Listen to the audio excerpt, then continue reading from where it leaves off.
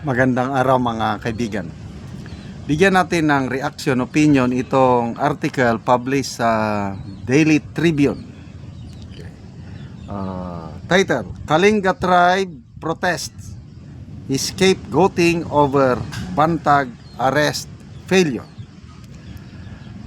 Local residents and netizens are pushing back at top government officials following claims that fugitive former Bureau of Corrections Director Gerald Bantag is being shielded by tribes in Kalinga.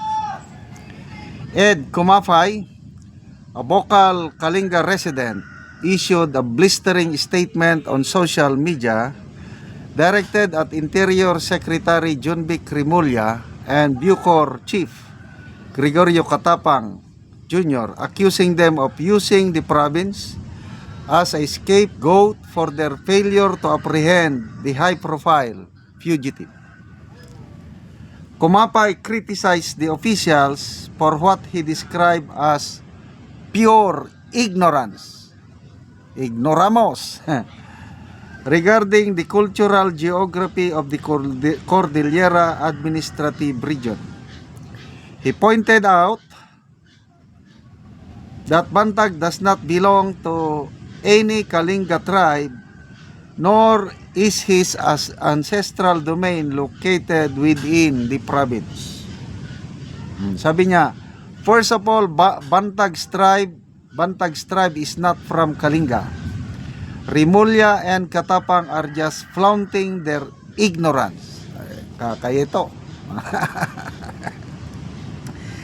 They don't seem to know that there are many tribes in the Cordillera, each with its own distinct ancestral domain. Kumapay added, he suggested that the officials should utilize their intelligence funds for actual research rather than making unfounded claims. The controversy stems from statements suggesting that a violent confrontation might occur if authorities attempt to arrest Bantag in Kalinga due to tribal protection. Kumapay argued that this narrative paints a dangerous and unfair picture of the Kalinga people. They want to make it appear that people in Kalinga are violent, Kumapay said. They should realize that these statements damage our image. Tourists and investors might become afraid to come here because of these lies. Other members of the Kalinga subtribe echoed Kumapay's statement, taking to social media to demand respect from the Department of Interior and Local Government and Bucor. A joint statement from concerned citizens in the province urged Secretary Rimulya and General Katapang to refrain from publishing damaging statements that put the citizenry in danger. The group emphasized that Bantag is not a member of any subtribe of Kalinga. The published statements blemish the Kalinga people to the fullest level. Please respect us, they said. Okay. So, agree ako dito na kulang sa kaalaman itong mga opisyalis sa gobyerno, specifically yung Secretary Junvic. Kasi nabasa ko yung post 3 or 4 days ago na Bantag is being protected by the Kalinga tribal people. Umiling na lang ako kasi alam ko hindi member ng Kalinga tribe si DG Bantag. Bago siya nabigyan ng warrant of arrest, na interview ko siya sa Baguio, I think kailan ba yun? December of 2022. At napagalaman ko ang kanyang tribo mixture of Ifugao and Benguet. Ang kanyang lolo is a World War II veteran, Corporal Bantag, yung lolo niya, sharpshooter eh. Oh. So yun, yung kanyang Igorot tribe is, yung lineage niya is from Ifugao and Benguet. And there are, if I'm not mistaken, there are 7 or 8 Igorot tribes in the Cordillera region. So yung Kalinga, isa lang yun sa main tribe. May mga sub-tribes pa. Bakit sasabihin ni na Secretary Rimulya and General Katapang na protected ng Kalinga tribe si DG Bantag kung hindi naman siya member sa tribe na yun? So most likely kung nagtatago si General Bantag, nandyan siya sa kanyang tribo. Agree ako.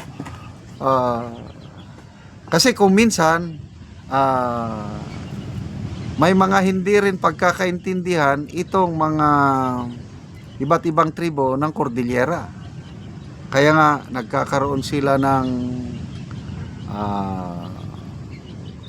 hindi pagkakaunawaan kung minsan. Noong una nagkakaroon ng tribal war, but today parang wala na. Kaya malaking epekto ito sa imahe ng Kalinga tribe, kasi para bang kinokondon nila ang isang fugitive. Tapos hindi ako maniwala yung sinasabi ng gobyerno na alam nila kung nasaan si Bantag. Hindi lang sila basta-basta papasok na aristuhin kasi daw baka magkakaroon ng malaking kaguluhan. That's nonsense.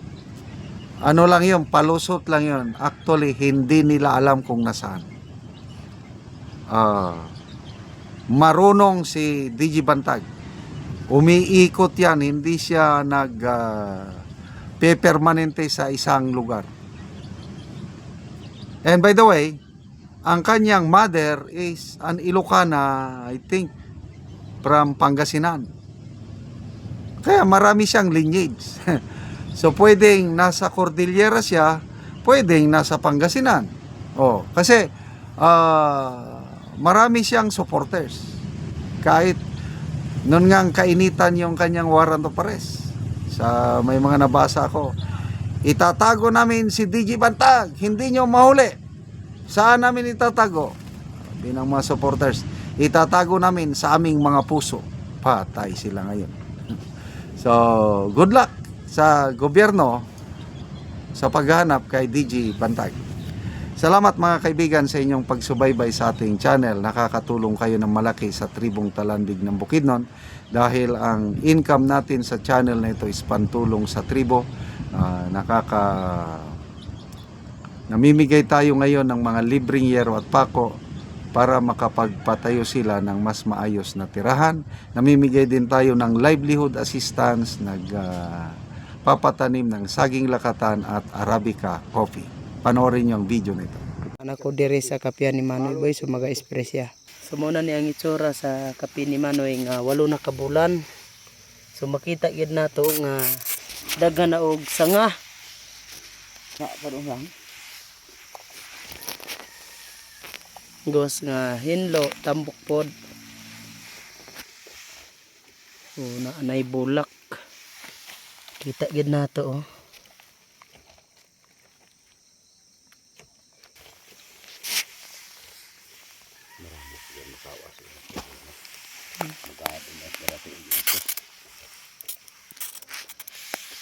So muupod ni ang ikaduhang tanom ni Manoy Boy nga kape. So muna ni siya ang upat na tulo ka bulan. Tulo na siya ka bulan. So kining tanom ni Manoy Boy 600 ni tanom.